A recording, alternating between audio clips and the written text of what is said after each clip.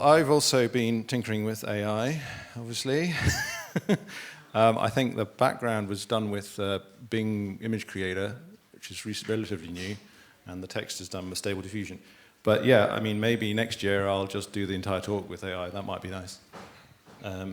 Not quite there yet. Anyway, this is a story about OAFL, which is a Flash emulator for the web, for a web browser. And it was something that has been part of my life now for 10 years, so it's kind of a long journey. The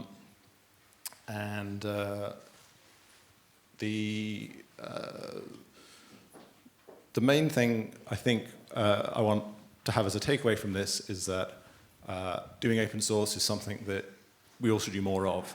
Now I know that open source is, I'm sure, something that you use a lot of, but there are very few people who seem to actually write open source software. And I think it's something that is good to encourage.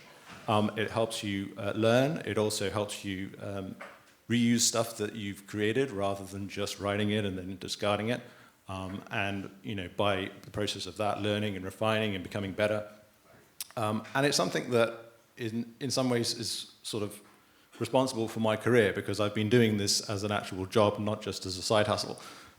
So hopefully there's some things that I can impart which will help anyone out there who might be interested in doing that themselves.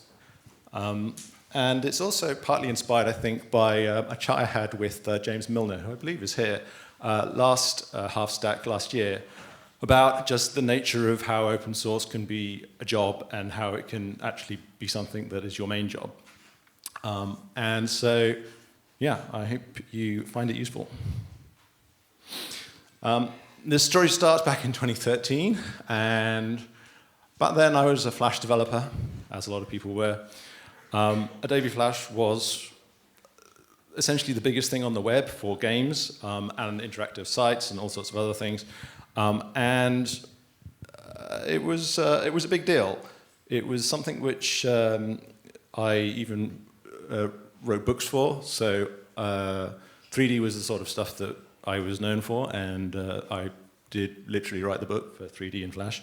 And we had a 3D engine called Away 3D, which was popular in its day. Nothing could possibly go wrong. Oh, hang on, wait a minute. Unbelievable and should be updated. Hey, that sounds like my dating profile. Homestar, what are you doing, man? This is horse giblets. Oh, hello, horse giblets. I thought you were just a filthy sack. No, I'm not referring to the filthy sack, whose name incidentally is F-sack. I'm talking about the situation, man. All right, I could listen to Homestar Runner all day, but I want to sort of maybe take a little pause here for a minute, because, and I've got a few little sort of calming things here, because it was sort of a big deal for a lot of people at the time when Flash suddenly went away. A lot of people didn't know what they were going to do next. This is like a few little things about maybe survival strategies for people who find themselves in this situation. And I think most of us as developers will be in this situation more than once in our careers, where something that you were an expert in or had a lot of experience with falls out of favor or just goes away for whatever reason. Someone buys it and destroys it. You never know what's going to happen. So here are a few little tips. The first thing, obviously, is that if you're a developer, the main things you can take with you is the experience you have with your technique with languages and the process that you have for building whatever it is you build, so games or websites and so on. It's not necessarily the platform and framework, and we should be sort of mindful that these things are in some ways fleeting, and it's better to focus, if you can, on things which are transferable skills, which are not necessarily as sexy as the latest React framework, say. But Angular devs will know what I'm talking about here.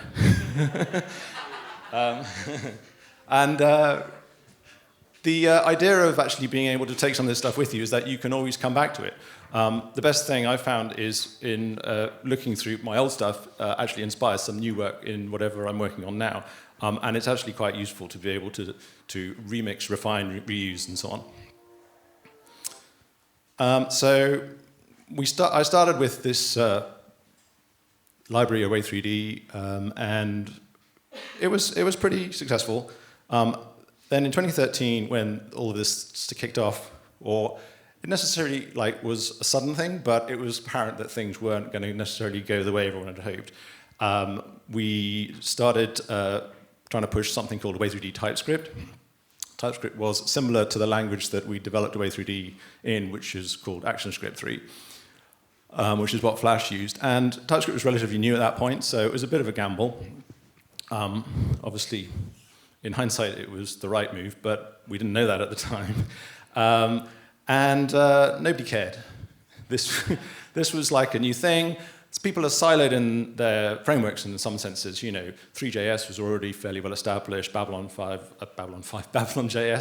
was also out there. And, these were big popular frameworks. And nobody really wanted to have a weirdly written framework ported from a language that nobody knew from in web circles. So we thought, it's the branding that's the problem. Let's change that. Let's put a JS on the end. Everyone will like that now. But of course, that didn't work either. And it was a little bit weird at this time. All the sort of contracts dried up, and we didn't really know what was going to be happening. But then a friend of mine who works in game dev said, I've got this game called Icicle. And it'd be really cool if I could port it to Android. Do you think you could help with that? And I was like, sure, I can use this 3D engine that I built to run a 2D game. How hard can it be? I'm sure it'll be, it's one less dimension. Two's one less than three. So we did that. It took us about a year. And this is like a debug view, obviously, of the renderer that we built, which tessellated. So Flash is primarily a vector animation tool, and if you're trying to render something quickly, you want to be able to use the GPU, and the GPU needs triangles. So tessellation is kind of important whenever you're trying to render anything like this, and this was sort of like one of the test things we had. And then another old client of mine came to us to say, we have some old Away3D stuff, and we really want to run it on iPads, but we can't do it with Flash. So would you be able to convert this to HTML so we can have it in a web page? And this was a useful stepping stone as well, because it sort of gradually built up the library a little bit more, made it a bit more useful, and actually was the first time we looked at trying to convert or transpile, not necessarily run, but transpile by which I mean take the language of Flash and convert it using a text conversion to TypeScript, with a few caveats. This was still all manual mostly. And then a little bit later, around 2017, I think, a larger company called MouseWiz approached us to say, hey, we've got over 3,000 Swift files that we need converting into HTML5. And I was like, well, okay, hand conversion isn't going to cut it at this point. So we built our first interpreter, which is essentially a virtual machine that can run the ActionScript language inside a web browser without the need for the Flash player. And this was the ActionScript 2 language, so a reasonably basic instruction set. ActionScript 2 is sort of similar to what JavaScript 3 was like. So we're talking about ECMAScript 3 back in the day. It was relatively basic, didn't have a huge amount of functionality, so wasn't too much of a problem, and obviously saved us a bunch of time in the process of converting all of these files that they had. And then eventually we'd get to what's known, again, I am tragically bad at thinking of new logos. But you know, this one can be distinguished at least, I think. And we named it AwayFL. Then a couple of years after that, we got our first big contract. So Pokey is a online web portal which has got millions of subscribers per month. Has a lot of HTML games on there, but of course has a lot of old Flash games that they didn't know what to do with. And one of the first ones we converted was something called Breaking the Bank, which is part of the Henry Stickman series, if you're a fan. What do we want to choose here? Anyone? Good choice. Oh, can anyone hear that?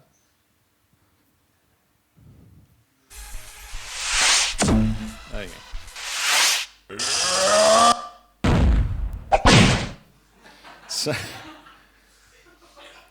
So that was one of the first games that we managed to convert completely just from the actual original SWF file. So Flash used SWS files which contained all the data in terms of like the execution and the graphics and so on. It's unpacked in real time and then just executed inside the browser without the need for a plugin. And the process of actually managing this is what's known as reverse engineering. So we have a behavior that we know we want, i.e. this file needs to be executed and look like this when it's playing back, but we don't have the source code of the actual engine that's doing it because that was proprietary software still owned by Adobe, so there was no chance of actually having any source for it. So in those scenarios, this is what you do. You basically reverse engineer the actual underlying execution logic which produces the output that you want. And by far the most hard part of this was probably something called the timeline, which is something which is great for animators, but a bit of a nightmare for coders. I think when Flash came out, the Java guys were up in arms about how timeline made no sense, and I kind of get what they mean now. But at the time, it was like, those old fuddy-duddies, they don't know what they're talking about. But if you look on this, you can see about 2 rows down, you've got little A's every so often. Well, inside each one of those frames is some code, and the code executes as the timeline plays. And this creates a myriad of edge cases and weird effects, because not only can you have code on this timeline, but each little frame here could be another movie clip with another timeline that is also executing code that is also playing back, that can have a playhead that can be moved and jumped to, and it just creates an absolute spider's web of logic. But I will go over the basics that we found just because it's kind of weird. So timeline flow, here we go. Start off with an advanced frame, fair enough, and you basically go into the stack. So if there's a movie clip inside a movie clip, then you go into that and advance the frame, and the movie clip inside a movie clip there, you go inside and advance the frame. Then you take an abrupt right turn and go, has anything been created? Yes, execute constructors, but don't execute constructors in the order it's created, or execute it in the reverse order that it was created, because that makes total sense. Let's go back up through the stack, all the way up to the top again, another right turn, and then, what do we have now? Well, we have to execute the script. If there's anything on a frame, we have to execute that. So let's go back down through the stack one more time, executing all the script. Oh, and by the way, if anything interrupts this process, like a mouse event or some other piece of code loading, then things will execute at random orders and will trigger in different orders depending on what you're actually trying to do. So completely straightforward, no problem at all. Probably the hardest thing I've ever had to do. But yeah. We've got another little fireside chat now. And this one is, again, about something which I get asked all the time in the open source sense. How do you make money from giving away your code for free? Now, it is sort of something that perhaps the older generation asks more, like parents, for example. But I do think it's useful to sort of just break it down, because a lot of people maybe do open source as a side hustle, they don't necessarily have it as their main job. So here are a few things I've learned, let's say. Obviously, the number one thing, you have to do something you love. It's not assured that you'll actually make money out of this, so you might as well enjoy it while you're doing it. It's weird, I have an email that I sent on an Adobe forum out 20 years ago now, saying something along the lines of, it would be really cool if we could render Flash in a graphically accelerated manner. And it's very strange how this has sort of ended at the point where that is essentially what OAFL does. It's important to be able to like say that to begin with. The second thing, and this is something which is more of a personal thing, but I'm kind of against the whole like crowdfunding aspect to open source, because you're creating something that's useful. Crowdfunding is great if you're an artist or an author or someone who's like trying to create their own space in the world. But people can actually make money out of open source software, and therefore those people will be happy to pay you so they make money. It's something which I think is better to try and focus on. Focus on how you can find a client which will pay you to actually develop this, rather than amassing a group of supporters. Partly because it's a lot more profitable in the end, really. But also, I think the developers who want to use your stuff don't owe you anything, so don't ask them for anything. And lastly, I think it's better to focus on actually creating a business to begin with, rather than trying to focus on a community, because a community will also be something which creates a lot of noise and opinion. If you're actually trying to do something critical and new, you want to be able to focus. And communities always follow success. If something is useful, then people will follow it. So it's not necessarily something that you need to focus on. I think it basically comes with territory if your thing is useful. So I just want to have a little bit of a aside on languages, because when you're developing an emulator, you do sort of go a little bit deeper than most. I think it's useful to have a little bit of a deeper understanding of how languages are actually operating under the hood, because it sort of informs your decisions of how you might write code, or how you might write performant code, let's say. In this case, we'd already done a lot of ActionScript 2 work, which, as I said, is a relatively simple language. But the big thing was yet to come, ActionScript 3, which wasn't exactly something we were looking forward to, because it was at least 10 times the footprint in terms of instruction set, and also had a lot more speed built into it. It was a much more optimized language.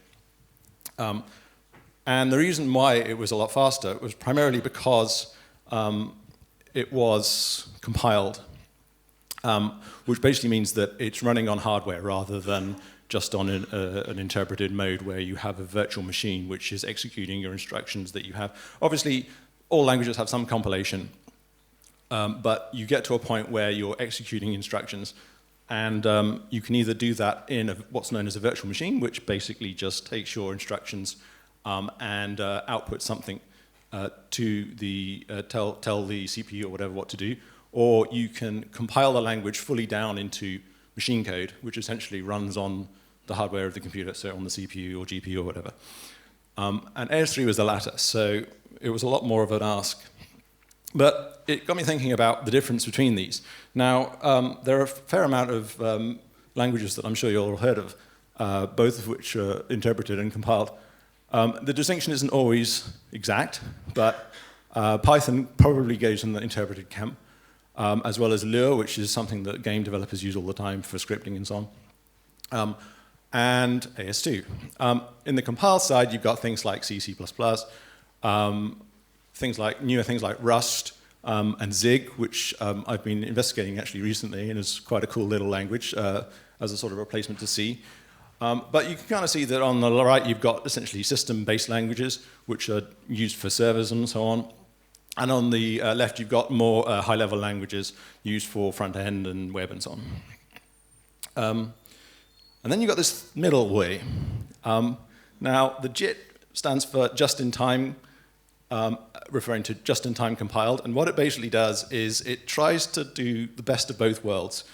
So interpreted, you've got a lot of flexibility with how the language looks. It makes it easier to learn, potentially, because you've got more freedom with how things are arranged. You can't shoot yourself in the foot so many times. But compiled is where all the speed and the best sort of libraries are, and everything that is optimized and performant. And the JIT sort of sits in between these two. and tries to do the best of both worlds. So these include things like Java, C#, which is probably familiar to any Unity programmer, and AS3. AS3 is a JITted language. So it has this sort of process where it's running on the virtual machine of the Flash player, but then the virtual machine takes the thing that it's running and compiles it down to machine code that runs on the hardware. And that is the crucial step in performance for any JITted language. And JavaScript is also part of that. In fact, JavaScript is probably the most successful JITted language currently. And I don't want to necessarily feel like I'm espousing the benefits of JavaScript. JavaScript has a lot of problems, don't get me wrong, but it's the best we've got at the moment. Let's just say, hopefully it's not the last word. So yeah, one of the benefits that we have, which is kind of like this superpower that's been dropped in by accident, is the eval statement. And it's kind of an amazing thing, because eval basically says, you can give me a string, just a normal text string of anything, and I will convert that into executing code that then is JIT compiled down to your hardware. So you can essentially have complete access. I mean, it's a security nightmare, but on the other hand, it's extremely useful for developers and extremely powerful. And it's what we use for our away FL JIT, essentially. So the process essentially goes like this. We start off with the Swift file, which is the Flash file. Inside that is all the sort of source, all the compiled code, but also all the graphics and so on. So we take out the ActionScript bytecode, which is what the ActionScript is called once it's inside the Swift. It's just like super compressed. And then we have an interpreter which converts that on the fly to a JavaScript file. And with the magic of eval, we can just convert that into a runnable JavaScript file, which then goes to the JavaScript JIT, or V8 or whatever you're using, and runs on your hardware. And it was a breakthrough to be able to do this, because it meant that we could actually then have AS3 games which performed as they would have done. So the first one we did was one called Bad Ice Cream, which is by a British company called Nitrome. It's just up the road from here, in fact. And this is kind of cool, because you already have a lot more going on than previous games. So you have a lot more effects, you have a lot more sound design, a lot more of everything. And it's a real benefit to be able to actually do this. So here we go. This is like the sort of... so this was in around 2020, I think, or 2021 when this came out. And yeah, it's got an arcade quality to it that you wouldn't have had with an AS2 game, basically.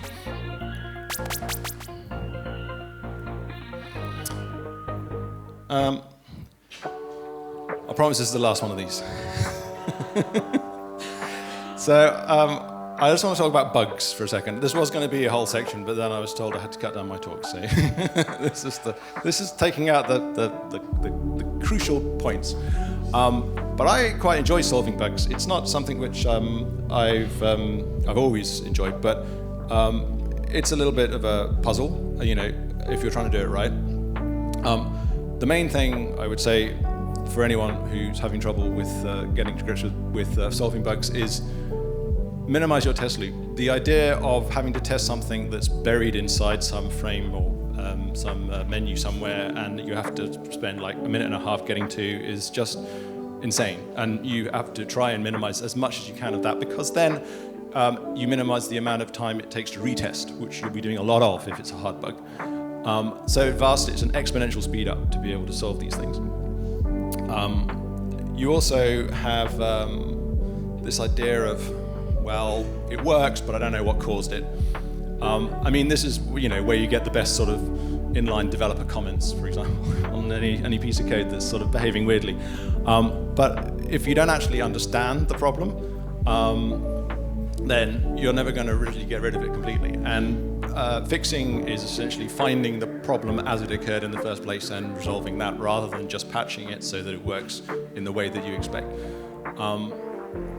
Me and Mr. Robot have similar views on this, but it makes it a bit more satisfying as well, because if you actually fix something, you've actually found what caused it, and that is a lot more satisfying than just sort of going, well, it works now, but I don't know why. And finally, I do think unit tests have a role, but I don't think they necessarily help with bugs which are, the ones that cause the biggest problems. I'm sort of the Donald Rumsfeld school of this, although probably no one will get that reference. But he said once that there are known knowns, there are known unknowns, and there are unknown unknowns. He was specifically talking about the Iraq War. But it actually applies to bugs as well, in the fact that you can't unit test something which you don't know how it's going to go wrong yet. So you can definitely use them, and they are useful for things like refactoring, I would say. But they're obviously not going to catch everything, and you also have to have additional strategies for the kind of things which you can't predict. So, nearly at the end, this is the last one. So in 2022, just over a year ago now, we took on our second partner, Cool Math Games. Jack Smith is one from the Flipline Studios line of games, which are massive. We'll just have a look at a bit of this. This came out not that long ago, in fact, but it, again, has a lot more complexity. We've done a lot more optimization since the last sort of ones that we've released, so we have much more scope for the types of games that we can produce. There's just a lot more going on with these sorts of games. So it's great to sort of finally see these being released back into the wild again, as it were. And you can kind of see how more rich the interface is, how more rich the animation is. You can use, I love the way his head moves around. But yeah, it's all based, thanks to the optimization that we've done and the improvements that we've made incrementally over the last, over the last 12 months, I suppose.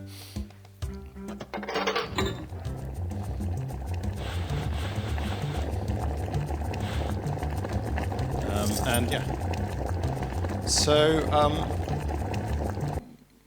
that is it. I want to thank my partners, Poking and Cool Math Games, and my developers. Obviously, we're a team, so this is not a single, one-man job. But I also want to thank you for listening. Thank you very much.